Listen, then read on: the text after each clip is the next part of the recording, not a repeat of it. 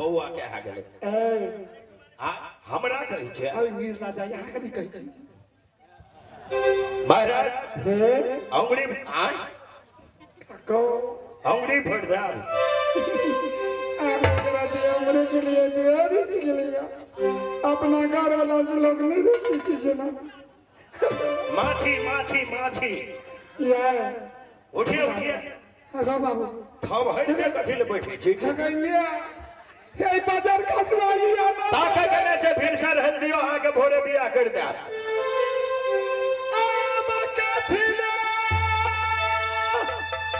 ओडे मत दे दो हे हां ना हमर अरुसला पैमाना माया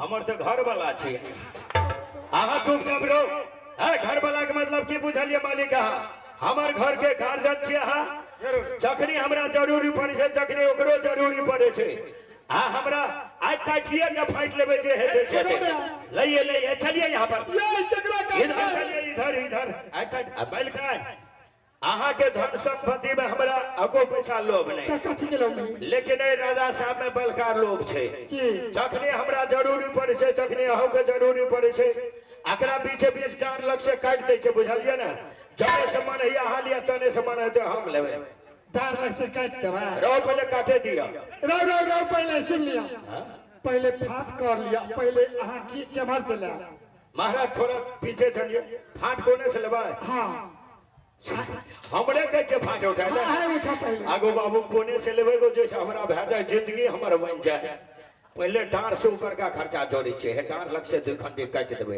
हां डांर से ऊपर का खर्चा जो छे राजा साहब के माथा में बड़ी बड़ी केस छे नहीं ओय में नारियल तेल थे मठियो तेल थे चाही केस में लगबै ले हो त कतो ले लेबे 1 लीटर 1 साल चल जते राजा साहब आंख में चश्मा पहने वाला डबल हीरो छे नहीं 500 टका वाला नहीं 5 टका वाला है प्लास्टिक वाला चश्मा वो से काम चल जते ओय में तो पैसे न लगते घड़ी तो कोनो मेला में कोई लोन से में दे दे छे दुकानदार घड़ी में पैसे न लगते गौ बाबू डांर से ऊपर में हमरा लगे ये सफाई खर्चा नहीं छे हमरा मन ये डांर से ऊपर ले ली कह दे जब आ गो बाबू साहब गौ बाप आए तो हम गियर में फंस जतिए गौ डांर से ऊपर दे देखियो बड़का डबल बखारी छे एता एमे ते डेली में 2 किलो चौड़ चाहिए जो हमार बाप के 2 कट्ठा भगवान की खेत से पेटे में पार भाग जेते डांर से निचला खर्चा जोड़े छे मर्द के चप्पल नहीं रहते पैदलो चल सकैया फुल पैंट नहीं रहते गमछो पिन के टहल सकैया खेना चले लगते बखारी में हम डांर से नीचे लेबै अरे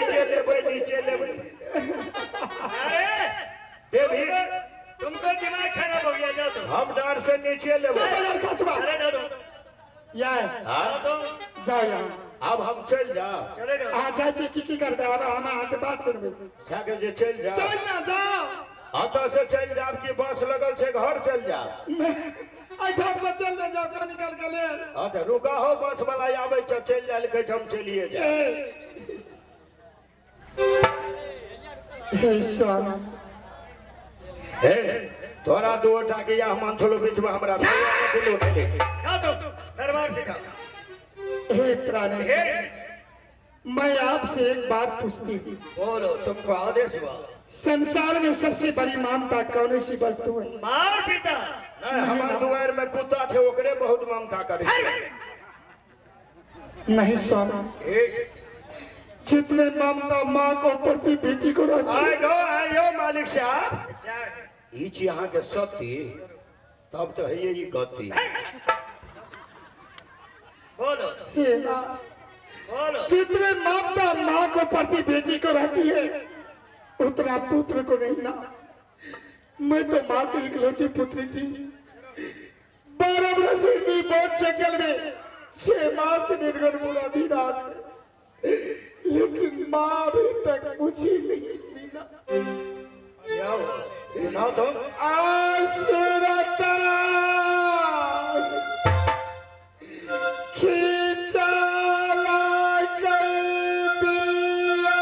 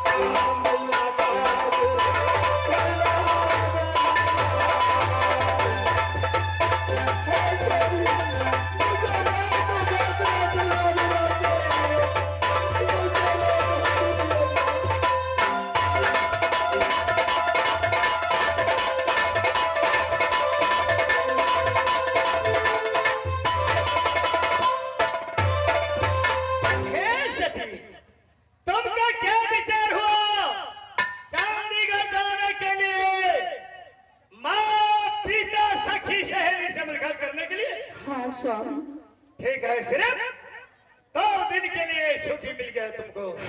जाओ चंडीगढ़, माँ पिता सखी सहेली से मिलकर। तो अपना लता का तैयारी करके चलिए। मुझको फुर्सत नहीं है, मंत्री को साथ तुम जाओ। ठीक है जी महाराज। जल्दी आओ महाराज। हमरा लगे ये भर सब फेरो दू अपन आदमी में झगड़ा भेले की भेले, लड़ाई झगड़ भेल, ठुटका मारला। अरे टिड़का जी आज तुमको ड्यूटी हुआ कहाँ जाने के लिए? चंडीगढ़ जाने के लिए। चंडीगढ़ वाली को ले जाकर चंडीगढ़ पूरा करो, तुमको ड्यूटी हुआ। मालिक साहब क्या हुआ? हम कहे छी नहीं जाब अहाँ के ससुराल, कह दिलू तो नहीं जाब नहीं जाब नहीं जाब। क्या नहीं जाब भैया? मालिकान हम नहीं जाब अहाँ के नहिरा कि हमरा नहिरा कभी आ हाँ नहीं जेबे जेबे न करबे जेबे विचार नहीं जेबे की भेले विचार करो बाबू भैया सब। हमार राजा साहब के ससुराल थे, हम ओकर मंत्री छे तो हमरो सासुर भेले ना। हां भेले भेले ना हाँ। अहाँ सुनैत जाओ मिलके ऐसा गाड़ी लॉकडाउन लॉकडाउन में राजा साहब के ससुराल में दशहरा मूर्ति बनेने रहे, कालियो बनेने रहे, माता काली। कहै छी बड़का डबर खसी चढ़े रहे, निमंत्रण नाता दल के कल के जमाया बेटी के बोले आले जे दामाद के। अच्छा आ लॉकडाउन के समय रहे, मालिक साहब कल के बउआ देश में जनता के हमरा देखभाल करे पड़ते, अहाँ चल जाओ हमार ससुराल चांदीगढ़ नाता पूरी आबो। अब राजा साहब के गप तो करे पड़ले, तुरंते चल दिलिए। जाए ताबे अगर साइड सब छुट्टी भूटी चुटी लूटी उर्मिला परमिला शर्मिला गरमिला भरमिला रमिला कहे छी 9 10 14 15 गो साइड सब दलान में बैठ के आ टुकुर टुकुर ताके चले जा हमर जीजाजी चले थे। बाबू चल गेलिए, हम भी कल के जीजाजी नहीं थे हमार, हम कहलिए हम नहीं छी जीजाजी, वो नहीं आते। राजा साहब के देश में लॉकडाउन के समस्या थे, मानदान में कमी नहीं मिलके, बुझलिए ना। अच्छा तुरंते ले गए अंगना घर में बिछौना छोना दिल के थाना जाजिम बिछा दिल के बैठ रहिया थारी में। हाँ कोई चीज एक थारी बड़का खसी का मौस लने ले और क्या कथी के कमी सुनियो ना बाबू बाप जलम एते पीस हम नहीं देख रहे, देखलिए से जी से पानी हमर टप टप चुबे लगले, बुझलिए ना। आ साइड सब आगे में बैठ गए छुटी फुटी चुटी लूटी उर्मिला परमिला सब टोटल साइड सब ई मौस ले लिया। कहलिया आबन के मुंह में घुसे में से उर्मिला नाम के साइड रहे, ओकर मुंह देश नजर पड़ गेले। बाबू सब साइड के नाक में एक बीत के बती हर लटको भन भन भन भन माछी लगे हुए पोटा में। आ सुर में जब माछी ताछी पोटा दोना सब नाके में। मालिक साहब खाना के थारी में कोई खाना बन गए, हम भूखले चले लिए, हम नहीं जाब ऐ लगवा वाला हम वो पटना की सुनो देखना चाहिए हमारे बहन सब का जे पैर में है खतो ने भाता खानदान में सब हमारे बहन से बोर्डिंग की सुने पढ़े इंग्लिश पढ़े, इंग्लिश में पढ़े। हाँ और सबके जींस पैंट देख रही है चटिया ना बलखन आगे बहन सब जींस पैंट में नहीं है, जींस पैंट वाली आधा के साली, जींस पैंट वाली आधा के साली, आटी तेरा ले यो होरिया, गगन दिल हमरा के गोरिया, अखनी तू बन भी बोरिया। जेबे मालिक साहब जेबे यार सामान लेकर आ। ठीक है, कोई बात नहीं है। करीब 10 मिनट लेट लगे हेते हेते जैसे हम सामान लाके मोटरसाइकिल लगा गाड़ी में रहा। हे शशि ये जाओ चंद में जा, चांदीगढ़ माँ पिता सखी सहेली से मिलकर आओ। कहता चांदीगढ़ जाओ। नहीं हम जब जो ठीक है नहीं हाँ नहीं देते तो हम असगरे देबे। जाओ जल्दी जाओ। आके ना काया छोरी का हम जेबे बना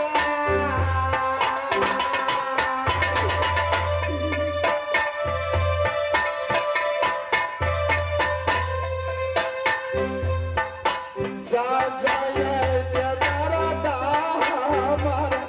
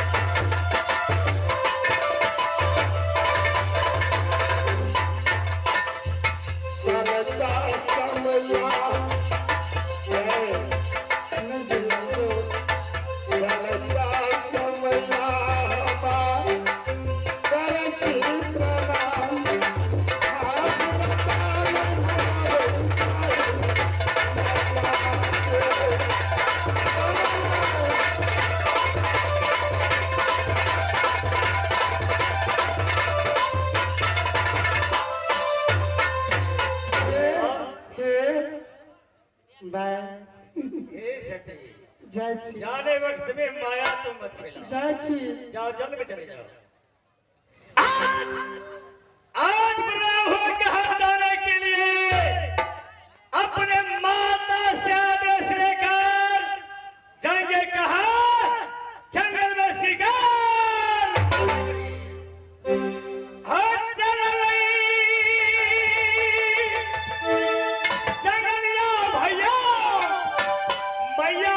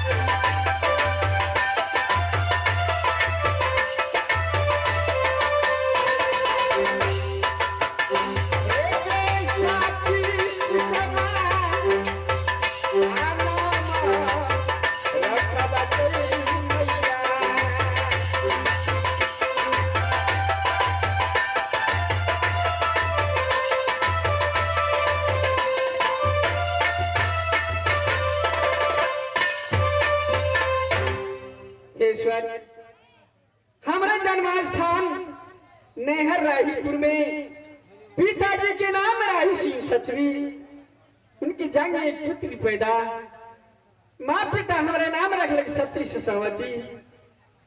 अब सासू मोरा यदा गई है